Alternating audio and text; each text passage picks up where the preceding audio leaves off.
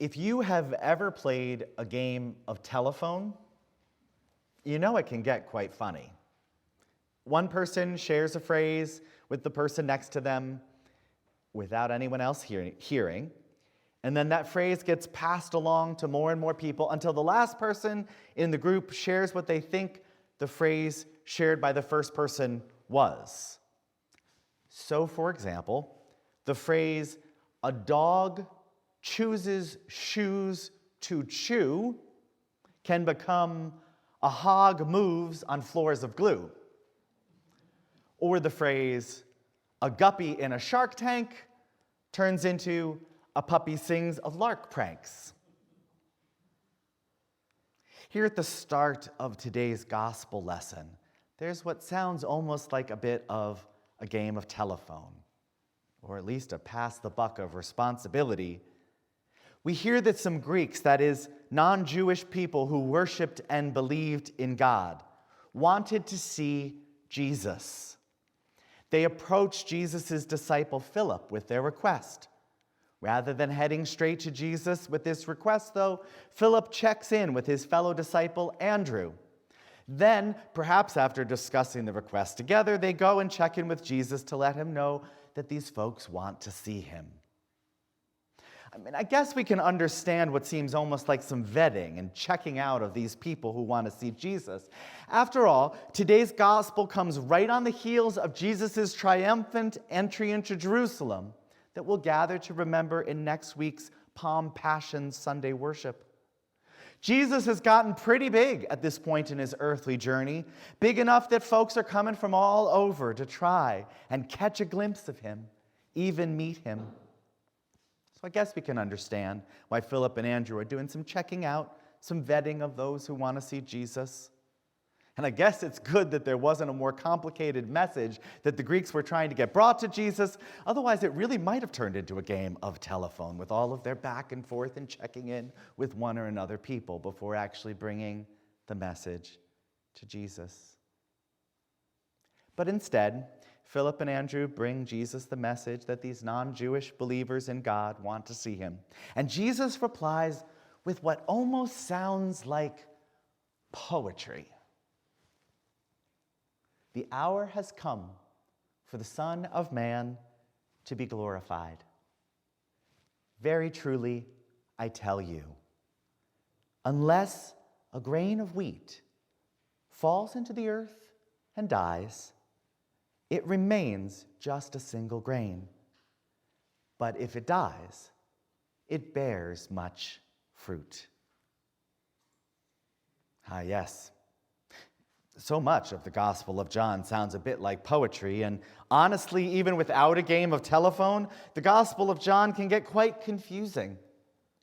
Jesus talking about grains of wheat dying in order to bear fruit.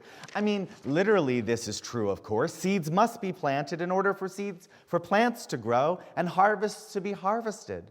But why is Jesus talking about that here? This passage, with its characters, including disciples and Jesus, and these folks wanting to get to know Jesus, all surrounded by the crowds who have gathered as Jesus and his disciples entered Jerusalem on what would come to be known as Palm Sunday, this passage serves as a moment for affirming Jesus' identity and purpose, and laying the groundwork for what our purpose as striving to be Jesus' followers would become in light of the resurrection that follows the ugliness and tragedy that is about to unfold and carry Jesus to the cross. Unless a grain of wheat dies, there can be no new harvest, no new fruit. And so, Jesus will willingly die on our behalf so that we might have new life beyond the sometimes sorrows and depression and challenges that so many of us know in this world. Jesus will allow himself to be caught up in the confusion of the crowd as they move from Hosanna to crucify him, and then allow his hands and feet to be nailed to a cross like a common criminal, so that after he dies, he might break forth from the bowels of hell. Break down the doors of all the evil that causes selfishness and brokenness and despair that plagues us as humans in this world, and offer a pathway and a vessel for us to be carried upon through every storm of this world and into the promises of eternity made possible for Christ in the next world. Do you or those you know experience sorrow and sadness? Do you know, or do those you know experience loneliness and depression? Do you or those you know find your hearts broken by this life and the pain and sorrow of this world sometimes? Then maybe you too might find yourself one day longing, like those Greeks, to meet Jesus, who was traveling the countryside and leaving a path of healing and joy and restoration in his wake, all the while declaring that the kingdom of God had come near. Maybe it is time to plant our individual and collective sorrows into the soil of the love and mercy and grace of Jesus. Lay them gently in Jesus' embrace so that they might be transformed. For in Jesus, we find no vetting and certainly no gatekeeping that would prevent anyone from coming to him, but a loving Messiah longing to see and set this world and all of creation free from the captivity we have known in sorrow.